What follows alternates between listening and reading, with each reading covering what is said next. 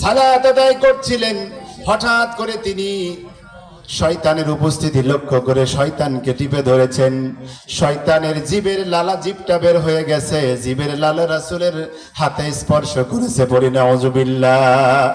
আল্লাহ নবী সাল্লাল্লাহু আলাইহি সাল্লাম বললেন, তোমরা কাতারের ভিতরে ফাঁকা রাখবে না, পূরণ করে দাঁড়াবে। কারণ ফাঁকা জায়গায় শয়তান আশ্রয় নেয়, শয়তান ঢুকে পড়ে আমাদের নামাজের ভিতরে বিশৃঙ্খলা সৃষ্টি করে দেয়। এজন্য নামাজের কাতারে মুসলমান এক মুসলমানের সঙ্গে গায়ে গায়ে লাগাবে। সে হতে পারে প্রেসিডেন্ট, সে হতে পারে কোনো মন্ত্রী, সে হতে পারে কোনো পার্লামেন্ট সদস্য, অথবা হতে পারে এলাকার কোনো গণ্যমান্য ব্যক্তি, অথবা হতে পারে কোটিপতি, হতে পারে হাজী মাওলানা মুন্সি, ঠিক কিনা? অথচ গ্রামের যে গতর খেটে যে শরীরের ঘাম ঝরানো, যে মাঠে ঘাটে পরিশ্রম করে, সেই শ্রমিকরাও নামাজে দাঁড়াবে। তার হয়তো দামি পোশাক নাই, আমার দামি পোশাকের সঙ্গে তার স্পর্শ লেগে যাবে। এর ফলে মুসলমানের অন্তরের সাথে অন্তরের মিল হয়ে যাবে। জোরে বলেন সুবহানাল্লাহ। এই দেশে কৌলিন্য প্রথা ছিল। হিন্দু সমাজের মধ্যে ব্রাহ্মণ, শূদ্র, ক্ষত্রিয়, বৈশ্য, চারটা জাতিতে বিভক্ত ছিল। হিন্দু সমাজ চারটা জাতিতে বিভক্ত। অথচ তারা কি করত? যারা ব্রাহ্মণ সম্প্রদায়ের মানুষ, তারা ছিল সবচাইতে বেশি সম্মানিত। তারা একলা 1400 বিয়ে করলেও তাদের কোনো বাধা ছিল না। কিন্তু এই ব্রাহ্মণদের বাড়ির আঙিনায়, সভ্য সমাজের মানুষের আঙিনায় যদি ক্ষত্রিয় বংশের, শূদ্র বংশের কোনো লোক, নিম্ন বংশের লোক যদি তার আঙিনায় এসে দাঁড়াতো, তাহলে বলতো, দুর্গা দুর্গা মা কালী, তুমি এসে সকাল সকাল আমার গোসল করা, আমার স্নান করা তুমি আবশ্যক করে দিলে। এমন কাম করলে আমার অসুচি হয়ে গেল, তোমার মতো ছোট জাত আমার আঙিনায় দাঁড়ায় গেছে। নাউজুবিল্লাহ।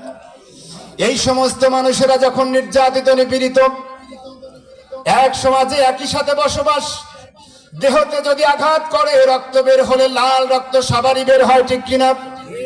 অথচ আমিও হিন্দু, সেও হিন্দু, কিন্তু আমাকে তার বাড়ির সামনে গেলে তাকে আবার স্নান করা দরকার হয় সন্ধ্যাবেলায়ও।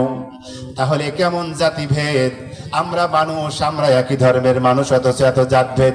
যখন তারা দেখল এই ভারত উপমহাদেশে মুসলমানেরা আসলো, যেই লোকটা মুসলমানদের নেতা, যেই লোকটা মুসলমানদের পীর, যেই লোকটা মুসলমানদের শায়েখ, ওই শাইখের সঙ্গে একত্রে বসবাস করে, সালাম বিনিময় করে, মুসাফা করে, কোলাকুলি করে, বলে সুবহানাল্লাহ।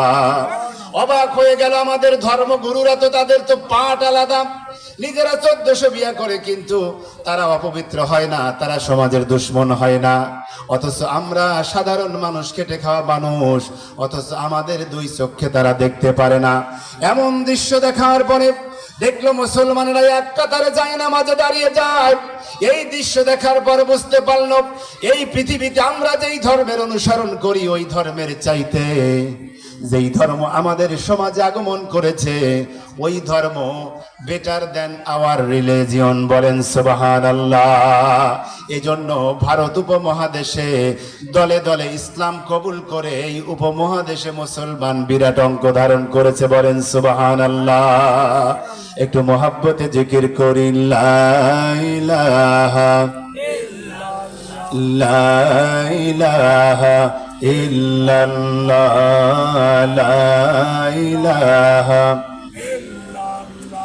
লা ইলাহা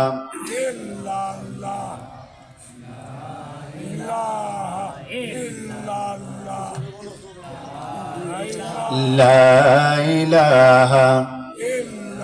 পাইলে নিরালায় গো নবী, পাইলে নিরালায়, সবাই বলেন, পাইলে নিরালায় গো নবী, পাইলে নিরালায়। দুই কদমে চুমু খাবো, দুই কদমে চুমু খাবো,